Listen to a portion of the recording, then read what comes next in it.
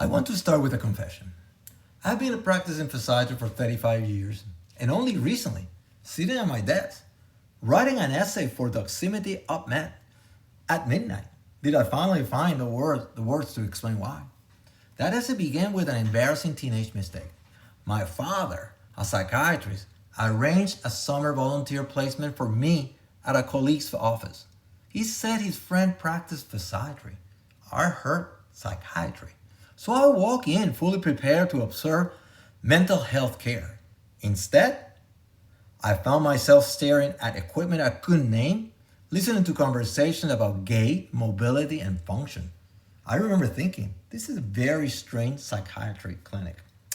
Well, that accidental detour became the opening line of an essay.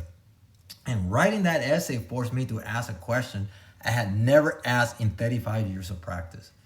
What does a physician owe the specialty that found them? Writing has always been how I make sense of medicine. I published in multiple peer-reviewed journals, reading more than 8 books, contributed to Kevin MD, and served 2 terms as a Doximity UpMed Fellow. And what I have learned, as both a clinician and a writer, is this. The story we tell about our specialty are not decorative. They are ethical acts.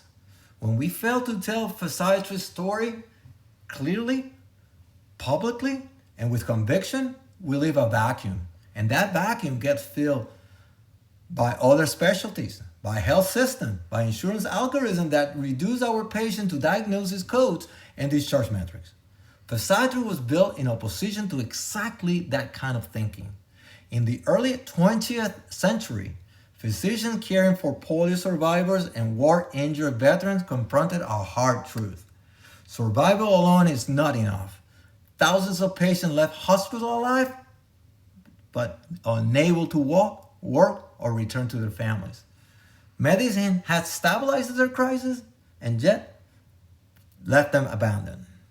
Visionaries like Frank Cruz and Howard Ross said, not on our watch.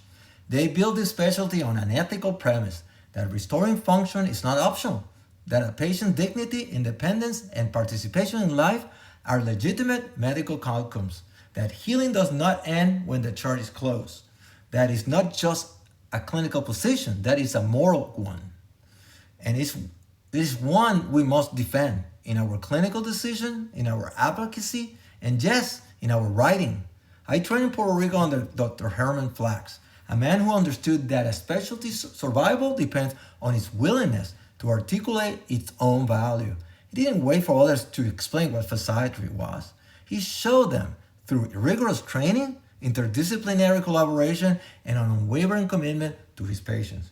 He taught me that ambiguity is a luxury physiatry cannot afford. When patients don't understand what we do, they don't seek us out. When health systems don't understand what we do, they underinvest in rehabilitation. When medical students don't understand what we do, they choose something else.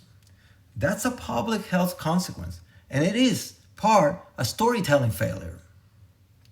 In my book Beyond Diagnosis, I wrote about something that took me decades to fully understand, and that the most important things that happen in medicine often occur outside the chart, beyond the procedure, beyond the ICD code, in the silence after a difficult prognosis, in the moment a patient realizes someone is truly listening, in the space between what medicine can fix and what it can still restore.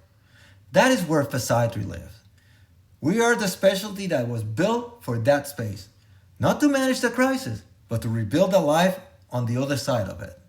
And what I owe this specialty after 35 years is the same thing I owe my patients and my readers.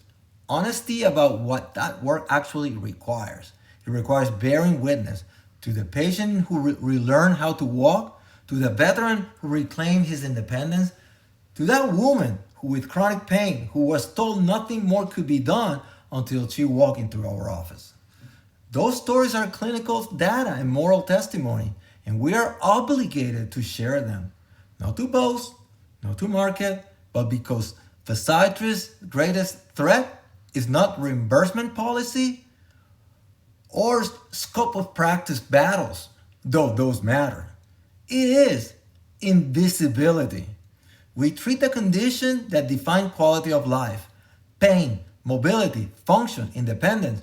We're the specialty that asks not just did you survive, but can you live?